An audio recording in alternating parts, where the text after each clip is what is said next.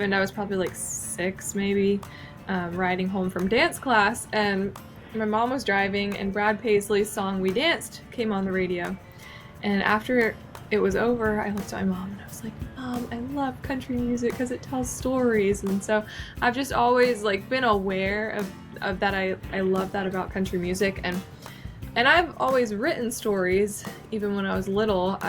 At one point I was like, maybe I'll be a children's author too, and so I Intersection of good drinks, good music, and good times. This is Hops and Spirits Bar Conversations.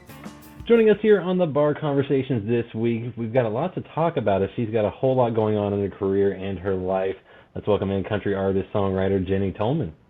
Hello, thanks for having me.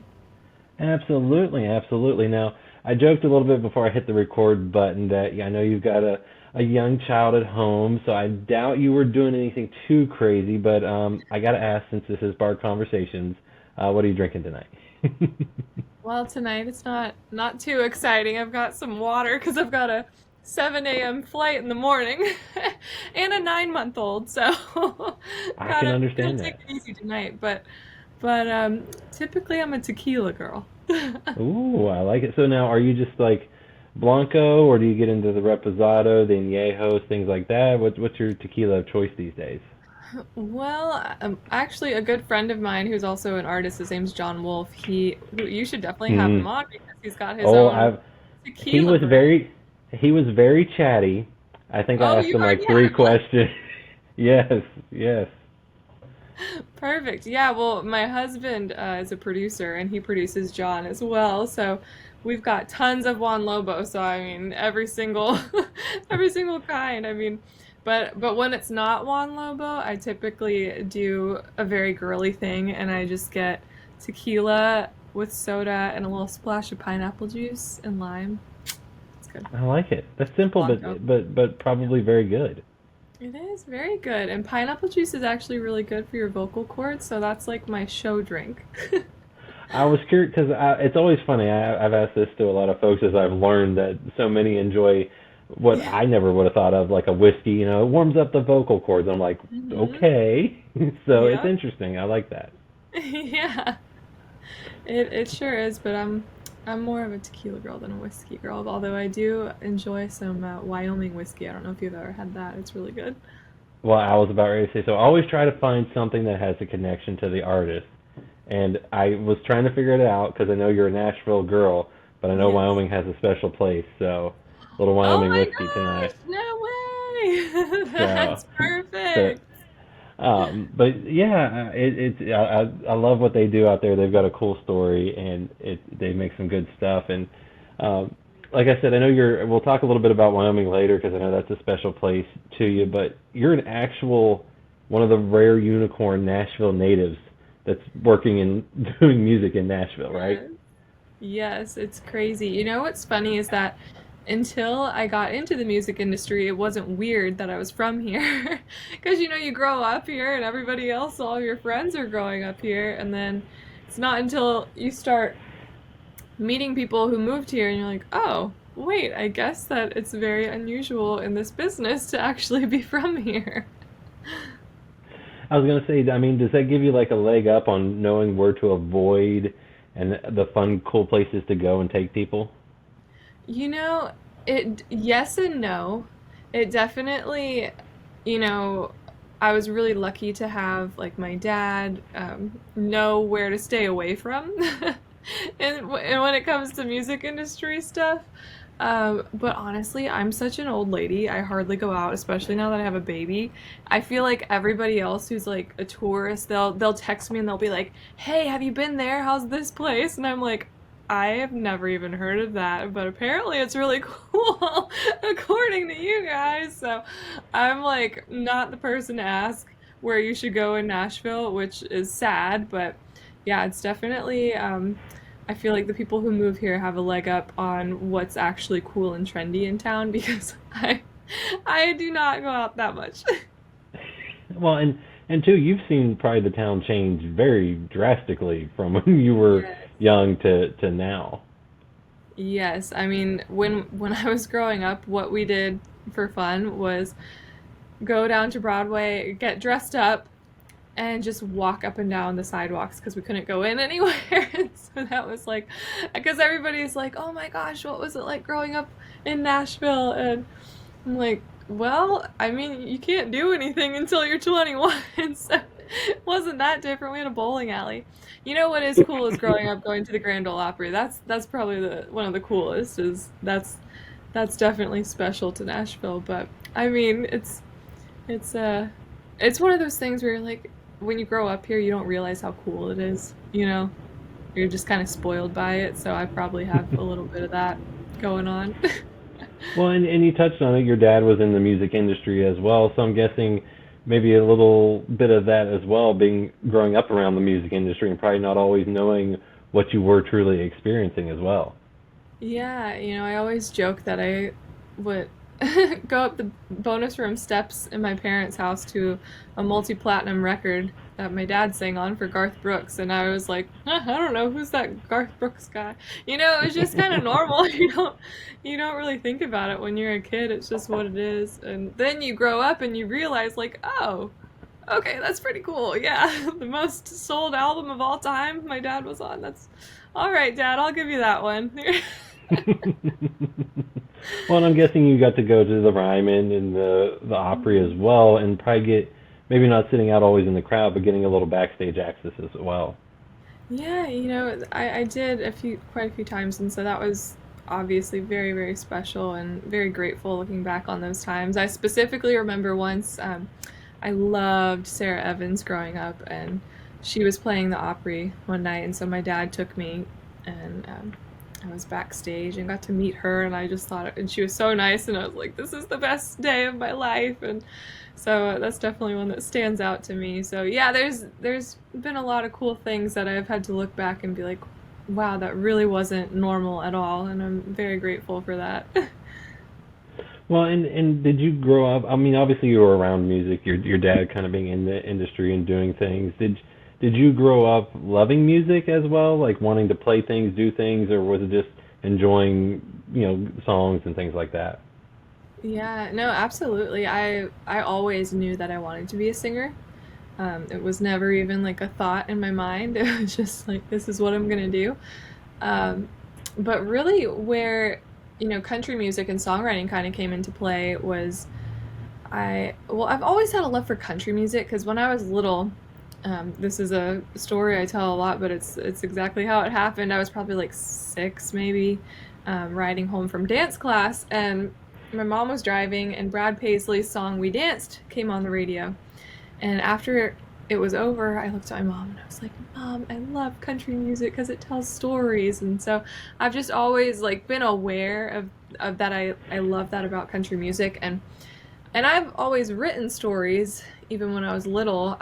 At one point I was like, maybe I'll be a children's author too, and so I just always loved like characters and storytelling and all of that. And really, when I got a guitar for my 16th birthday, was kind of like this light bulb moment for me where I was like, wait, if I put everything that I love to do together, it's called being a country artist and a songwriter, a singer-songwriter. And so it was kind of like, oh, that's what I'm gonna do with this singing thing.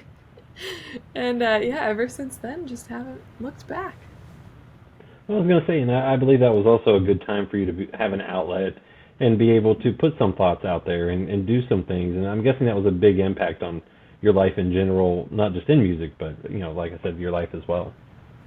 Yeah, I mean, I think it's funny. I was just talking to Ashley Monroe about this actually. She, because I started a podcast not too long ago, about a month ago, and she was one of my first guests on. And we were talking about how she started writing and really that it was a therapeutic thing. And I agreed with her. I mean, that's exactly how I started too. And I feel like so many writers and artists start because you need that outlet. And, that's kind of the beginning of everything that opens the floodgates. So it definitely is, I mean, as healing as it is for people to listen to, it's just as healing to create it. Yeah, I was going to say, I was talking to Shane Prophet the other night, and he said, I'm not good at actually talking about my emotions, but writing them down in a song just seems a whole lot easier for me in letting it out. So it makes a ton of sense, Mhm. and folks can connect that way too. They see themselves in the songs, and and kind of maybe know what you've either gone through or see themselves and have something to look forward to. Yeah, exactly. And as you grew up, who were some of your biggest influences growing up, whether that was musically or in life? I've always loved Leanne Womack, was one of my favorite artists of all time. She still is. Roger Miller, Bobby Bear, anything written by Shel Silverstein. Like, I love the weird, wacky stuff, and they were all really good at it. Because I always, in my music, you can probably tell I like characters and I like to make people laugh. But something that I always try to do is have a bit of an enlightening message mixed in there. And I always refer back to this Roger Miller song called "You Can't Roller Skate in a Buffalo Herd," because it's full of all of these like ridiculous things where you're like, what the heck is this dude talking about? And then it gets to the hook of the song after saying all these things that are impossible, and it says, "But you can be happy if you have a mind to." And so you're like, oh my gosh, that's actually brilliant, because it's the whole message of, sometimes it feels impossible to be happy, but really all it is you make the choice to do it, even when it seems impossible. And it's like, wait, that's actually like a really heavy message in the middle of this ridiculousness. And I just love that. I think that's so cool and such a unique way to like make a statement. Well, and like you said, you do that with your songs. You have a lot of fun with them. Why did you kind of want to go that route when it came to being a little, tongue in cheek, have fun, do things maybe a little different than what others are doing right now? Yeah, well, it kind of goes back to that therapeutic thing that we were talking about. I was in an abusive relationship in high school, and that's really around the same time frame that I got the guitar and kind of everything started coming together musically. And I was just stuck in this like self-pity hole for a while, and just like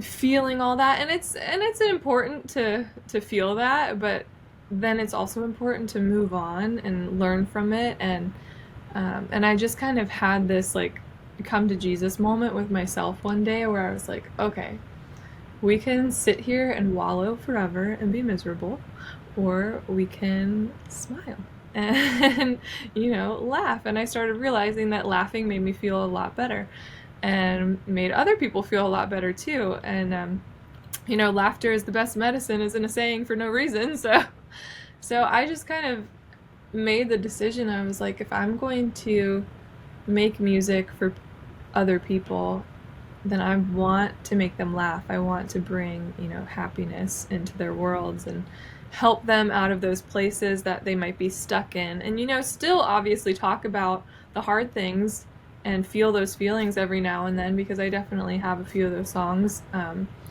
But I feel like I definitely lean heavier on the like, let's have fun with life. We can't take ourselves too seriously, because once you do, nothing's fun. And especially when you can make people laugh, I feel like they get more comfortable with you, and so then Hmm. they're like more tuned in to what you actually have to say. And so then it makes those, more meaningful messages more impactful. Well, and you've done an amazing job with that with your songs, and like you said, life is You. is good. You've got a newborn. Well, I guess not exactly newborn. Newborn. He's 9 months old now. So what's it like No. having a kid at home? Time flies, doesn't it? It sure does. Oh my gosh. We had his 9-month appointment today, and he's in the 75th percentile for height and weight. He's huge, and he's just the best thing ever. Oh my gosh. I'm like, every single cliche that I've ever heard is so true, because you're just like instantly obsessed with them. Nothing else matters. And and it's also the hardest thing in the world, but it's the Hmm. best thing in the world too. So yeah, oh my gosh, but I'm just so blessed. He is like an angel baby. He could not be a better baby. He sleeps 11 hours every single night. Ooh, Yeah, the nice. pediatrician was like, "Don't tell anybody that." But no, he's great. He smiles all the time. He's such a happy baby. Oh my gosh, just a little chunker. I love him so much. Well, and I was going to say, I'm guessing too, the life of a musician, being up at weird hours, was Yeah. perfectly fine for having a kid, right? You Oh were yeah. ready. He's already fallen asleep in a few bars. I'm no crazy one with the baby in the bar. But I had an album, my album last year that came out was called Married in a Honky Tonk, and everybody's like, Jenny, now you need an album called Baby in a Honky Tonk. I was going Because to I say, was it'd be a pregnant in perfect the next honky tonk. chapter. Yep, I was pregnant in the honky tonk last year. Well, and by the time this airs, you will have been out in Jackson Hole for a few things. I know Yes. that's a special place for you. You've been able to shoot videos out there. You were engaged out there. I believe you had your wedding. You've probably Yeah. maybe enjoyed a Wyoming whiskey or two out there. Yes. What's so special about that place for you? So I first went to Jackson Hole in October of 2020 because I was playing a show. I had a show scheduled in March of 2020, but obviously that didn't happen because we know what happened in March of 2020. And so when I finally got to play out there in October, my now husband proposed to me on that trip, and it's just the most beautiful place I've ever Hmm. seen. And there's something about it. I don't know. Have you been there? I have my wife and I's honeymoon was out there. Oh my At the gosh, one perfect. time, at the one time we went over Thanksgiving. Normally it snows all winter long. There was no snow. I was Oh like, we're no. supposed to go snowmobiling into Yellowstone, go in the hot springs. Oh Can't do no.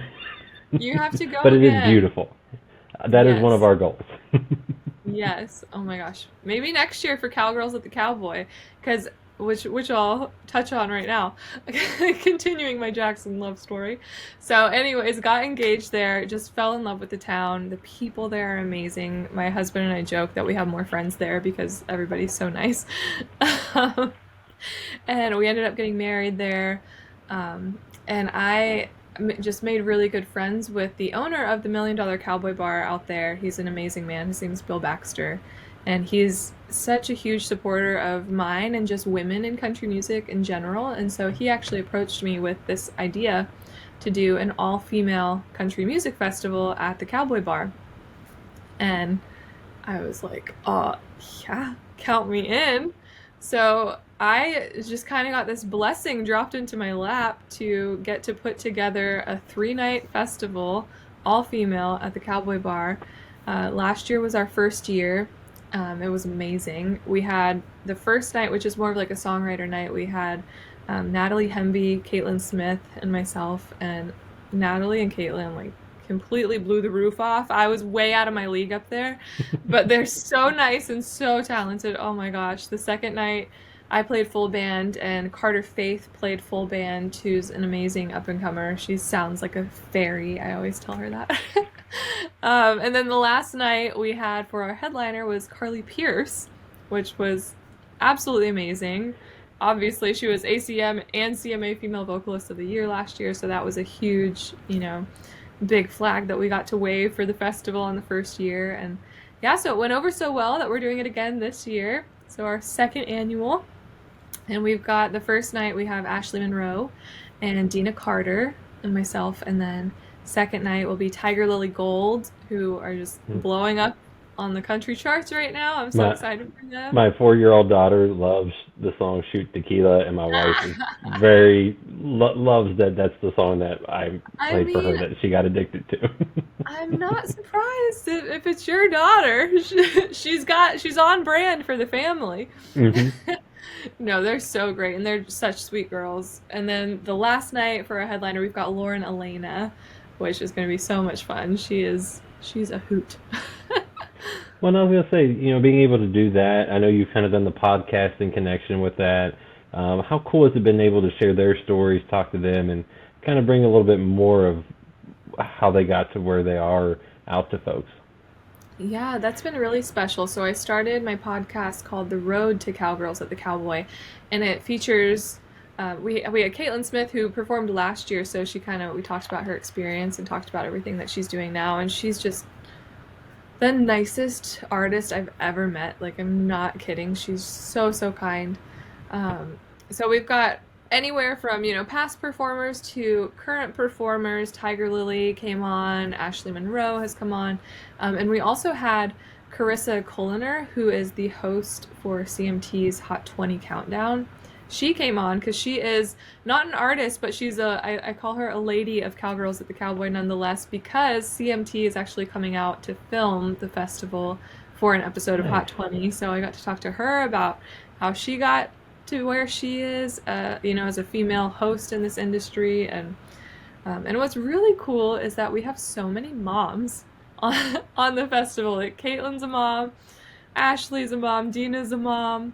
Last year, Natalie Hemby's a mom, and so it's just, Carissa's a mom, and it's just such a cool thing to be like, hey, your life does not end when you have a baby. It might, certain things get harder, but certain things get way better and more meaningful, and we can still do all of these really cool, special things, and it's just fun to be able to showcase that. Yeah, and by the time this comes out, the second one will have wrapped up. But if you haven't gone out to Jackson Hole, I highly recommend getting out there. It is Yes. beautiful. The National Elk Refuge and all that is amazing. And Yes. you talk about what you've done. You've got a couple new songs out here recently. Rodeo Must Be a Woman and Right Back. And I feel like those are two very different stylistic songs that you were able to put out here recently. Yeah, so Right Back was the first new music that I put out since having my son, just, a month and a half or so ago, and maybe it was 2 months ago. And I felt like the title Right Back was a great way to jump back into the game, even though the song isn't necessarily she's not coming right back, but it's kind of the my like signature lane of storytelling, a little bit of tongue in cheek, but a nice two-step beat. I love two-stepping songs because I love to make people dance at live shows. It's like my favorite thing to be up on stage and have everybody twirling and spinning and dipping. It's so much fun. So I knew that I wanted to lead out with something like that. Um, but yeah, Rodeo Must Be a Woman, which just came out last Friday, is a really really special one for me because it is a little bit different.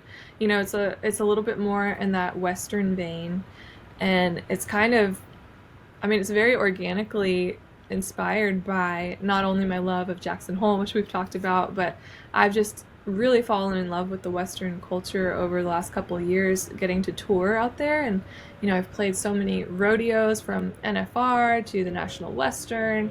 We just played the after party for Cheyenne Frontier Days last month. And so just getting to be out west and meet so many people and actually hang out with the Cowboys and you know learn about that lifestyle. I love it so much. They're salt of the earth people. And so this song, when my co-writer Craig Monday, he brought this in to the right with my husband and I, this title, and I was like, oh my gosh, I love that because obviously I love cowboys and I love Hmm. the West, but getting to tell that, classic cowboy story from the female perspective, I'd never heard anything like that. So I just fell in love with it, and it turned out so beautiful, and I'm just really excited about it because people are responding so well to it. And I've gotten more messages from people about this song than anything else I've ever put out. So it's really really special. Well, and like you said too, when you were able to kind of switch it up a little bit and kind of show that a little more emotional side of things and maybe not as much tongue in cheek, it can have a big impact. And when you're writing songs, 'cause I know you do a lot of writing, co-writing, is it always experiences, ideas? How does that work for you when you go into the writer's room? Yeah, it's always different. I mean, there's definitely times where I go in and I'm like, okay, this just happened and I have to write about it.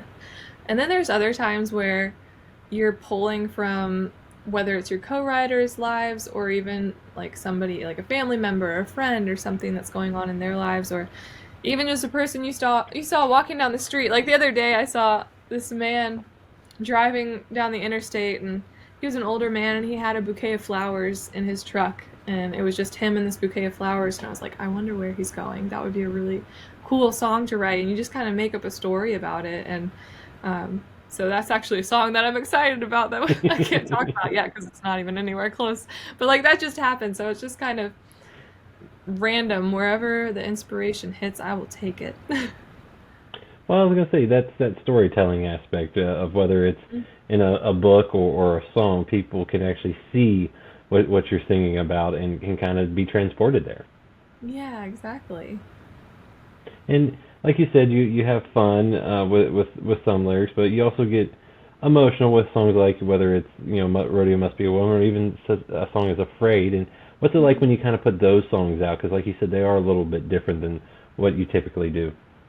Yeah, Afraid was one that got a great response too, because I actually wrote that one when my husband and I weren't even dating. We were just co-writers, and that was the night that I realized that I was in love with him. I wrote that song because he had gotten attacked, and there was this whole huge story. It was on Good Morning America and crazy, because him and his friend were just jumped randomly on the street in Nashville, and he ended up having his jaw completely shattered and wired shut for 6 weeks and reconstructive surgery and all this, and it was when that happened that I realized, like, immediately. I was like, oh my gosh, I'm in love with this person, and like this is my person, and I just felt this immediate need to be with him. And so that was a song that I wrote that night.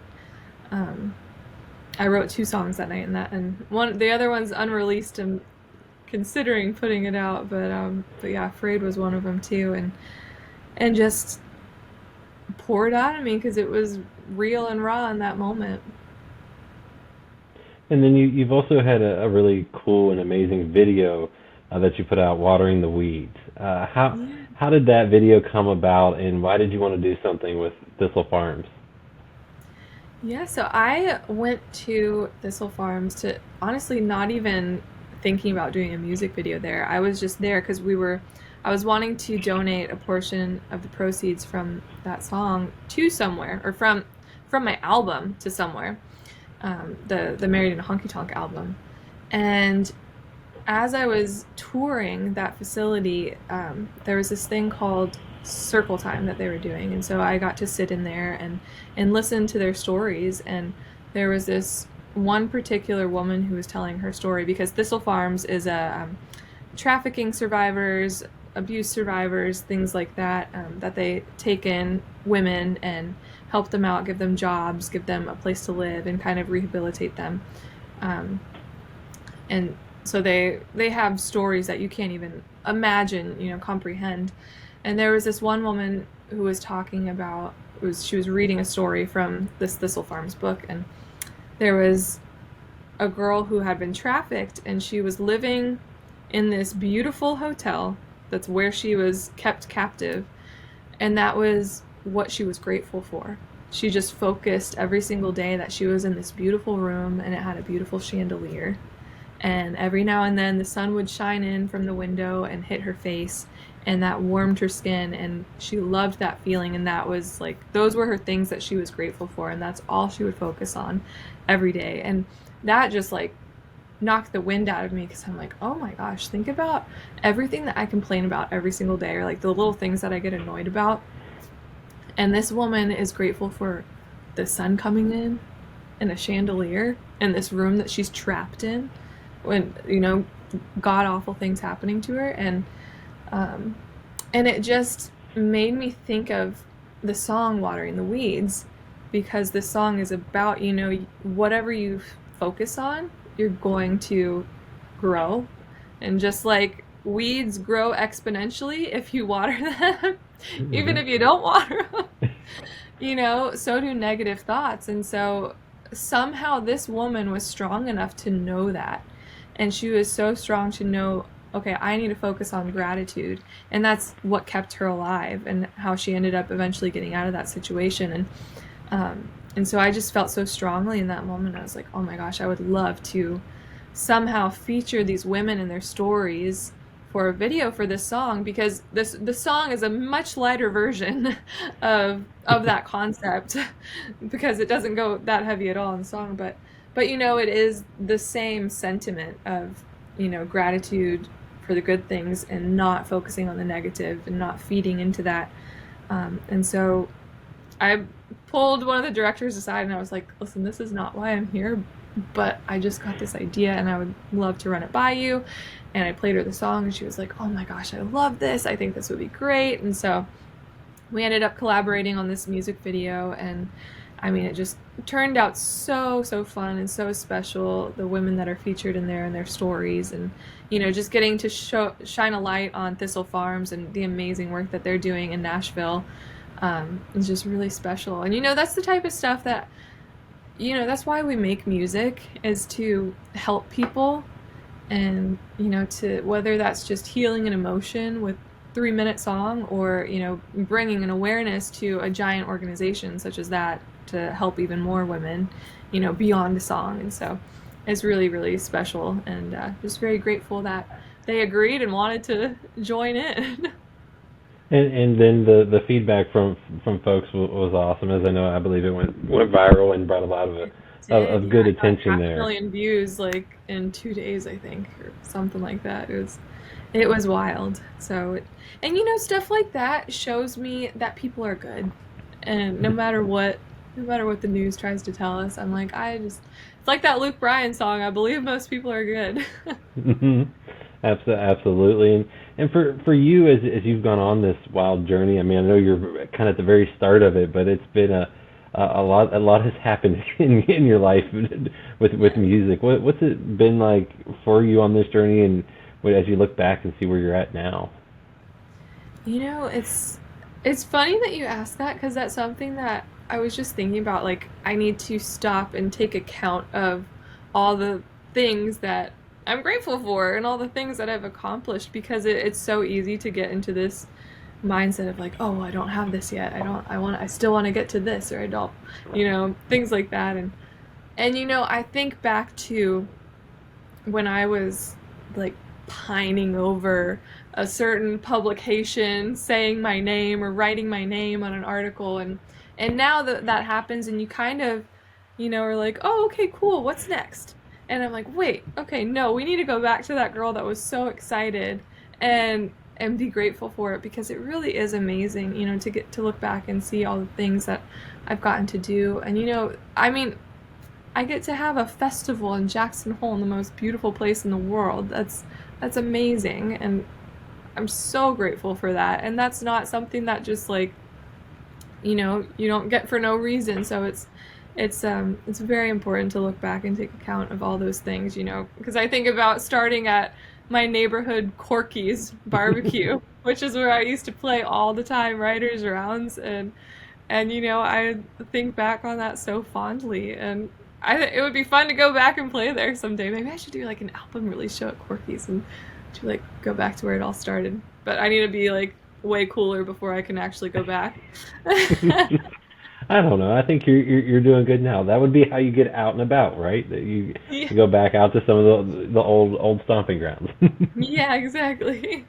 And you talk about being able to perform, get on stage. What's your favorite part about that, and being able to perform for folks? Just connecting with people. I feel like I had a really hard time during COVID, because I mean, everybody had a really hard time, obviously, but just the lack of in-person shows. We tried to make up for it as much as we could with Zoom shows and stuff like that. But just there's nothing that's ever going to replace a face-to-face interaction with a concert, and getting to meet people afterwards and hug them and hear from them, like what song means the most to them and why, or what their story that connected to them to that song is. Because that's, like I said, that's why we do music in the first place. If you're doing music just for yourself, then that's no fun. And what I always love to ask this too, because I'm always curious to see. Sometimes it's their own song, sometimes it's someone else's song. What's your favorite song to perform? I'm assuming it's one that I could be wrong, but one that you like getting up and seeing people move. But what's your favorite song to perform on stage these days? Oh gosh, that one's a hard one. It depends. I love. Hmm. You know what? Okay, I'm gonna go with this one. This is actually one that I didn't write. This is a Shel Silverstein song that they called themselves the Old Dogs, but it was Bobby Bear, Mel Tillis, Jerry Reed, and Waylon Jennings. They formed a supergroup at the end of their careers called the Old Dogs, and it was an album of all Shel Silverstein songs that were all about getting old and dying. And I heard this song on Willie's Roadhouse one day, and my husband and I looked at each other and we were like, we have to cover that song. It's called Still Gonna Die, and it's hilarious. And so I close every single show that I ever play, I close with that song. And what's so funny is that it starts with a recitation. So you're just talking, and like it's kind of like got these little like preacher vibes, and everybody's just kind of like concerned looking. They're like, where's this girl going? Like, what's going on? And then it breaks into the actual music of You're Still Gonna Die, and everybody just laughs their heads off every single time. And so that never gets old. Delivering that and just closing the show with that is a fun one. I was gonna say everyone leaves with a smile on their face, and it was a great time. And Yeah. obviously we're getting close to the end of 2023, heading into 2024. What can folks expect from you the rest of this year and into next year? That you're allowed to tell me Music. and not get in Yeah. trouble by anyone. Yeah. A lot more music. I have lots. I still have more music that I'll be putting out this year, and definitely a lot more next year. Um, so yeah, lots to look forward to there. I like it. I like it. Well, Jenny, this has been an absolute pleasure. This has been so much fun, and I appreciate you sharing your story. And folks, check out her music because it is a good time, and you will definitely have a smile on your face when it's all said and done. Thank you so much. I wish I had some Wyoming whiskey in my hand to cheers. I have some upstairs. I should have thought about that and brought it down, but Maybe you'll next have to time. have a sip for me. Yeah, absolutely. Cheers to that. Cheers. Find more from Hops and Spirits at hopspirits.com. Thanks, everybody. Bye.